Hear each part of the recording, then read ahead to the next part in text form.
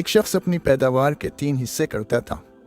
ایک حصہ اپنے کھانے اور بال بچوں پر خرچ کرنے کے لیے اور ایک حصہ اللہ کے راستے میں خرچ کرنے کے لیے نکالتا تھا، اور ایک حصہ باغ کی دیکھ بھال کے لیے۔ وہ ہمیشہ ایسا ہی کرتا تھا، اس لیے اس کی کھیت میں اللہ تعالیٰ کی طرف سے برکت ہوتی اور اس کی کھیتی ہمیشہ سرسبز رہتی تھی۔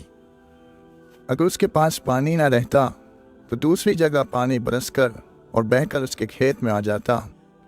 ایک مرتبہ کا واقعہ ہے کہ ایک شخص جنگل میں جا رہا تھا۔ اچانک اس کے کان میں ایک آواز آئی کہ کوئی بادلوں سے کہہ رہا ہے، فلاں کی باغ کو سیراب کرو۔ اس باغ والے کا نام بھی لیا گیا۔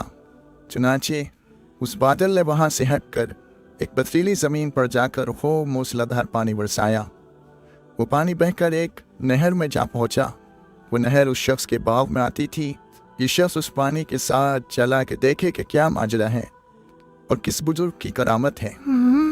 وہ نہر کے کنارے کنارے چل کر اس باغ میں پہنچ گئے۔ یہ پانی اس باغ میں نالیوں کے ذریعے پہنچ گیا۔ اس باغ میں ایک بزرگ پانی کو ادھر ادھر کر رہے تھے۔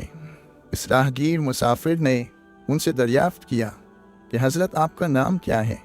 ان بزرگ نے وہی نام بتایا جو اس نے بادلوں میں سنا تھا۔ ان بزرگ نے راہگیر سے فرمایا، آپ میرا نام کیوں دریافت کرتے ہیں؟ اس مسافر نے کہا، میں نے اس بادل میں جس کا یہ پانی ہے ایک آواز سنی کہ فلاں شخص کے باغ کو سیراب کرو۔ اس نے آپ ہی کا نام بتایا تھا۔ وہ بادل برسا اور پانی اس نہر میں بہہ کر آیا۔ اس عجیب و غریب واقعے کی تلاش کے لیے میں پانی کے ساتھ ساتھ آیا کہ میں چل کر معلوم کروں کہ وہ کیسے بزرگ ہیں۔ تو حضرت آپ کیا کرتے ہیں؟ ان بزرگ نے فرمایا کہ جب آپ نے دریافت کر لیا ہے تو میں کہتا ہوں کہ میں اس باغ کی پیداوار کے 3 حصے کر ڈالتا ہوں۔ ایک حصہ اپنے بچوں کے لیے اور ایک حصہ باغ کے خرچ کے لیے اور ایک حصہ اللہ تعالیٰ کے راستے میں خرچ پر ڈالتا ہوں۔ اس لیے جب میرے باغ کو پانی کی ضرورت ہوتی ہے تو قدرت کی طرف سے اس کا انتظام ہو جاتا ہے۔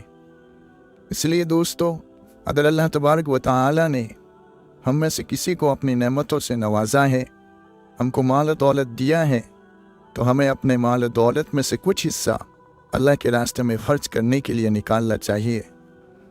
اس کی برکت سے اللہ تبارک و تعالیٰ ہمارے مال کی حفاظت کرے گا، اور اس خرچ کرنے کی برکت سے اللہ تبارک و تعالیٰ ہمارے مال میں، ہماری دولت میں بڑھوتری کرے گا۔ اللہ تبارک و تعالیٰ سے دعا ہے کہ وہ ہم سب کو ان باتوں پر عمل کرنے کی توفیق عطا فرمائے۔ تو دوستو، امید ہے کہ آپ کو یہ ویڈیو پسند آئی اگر آپ کو یہ ویڈیو پسند آئی تو اس کو لائک اور شیئر کریں، اور میرے چینل کو ضرور سبسکرائب کریں تاکہ اسی طریقے کی اور ویڈیوز آپ تک سب سے پہلے پہنچیں۔ السلام علیکم ورحمۃ اللہ وبرکاتہ۔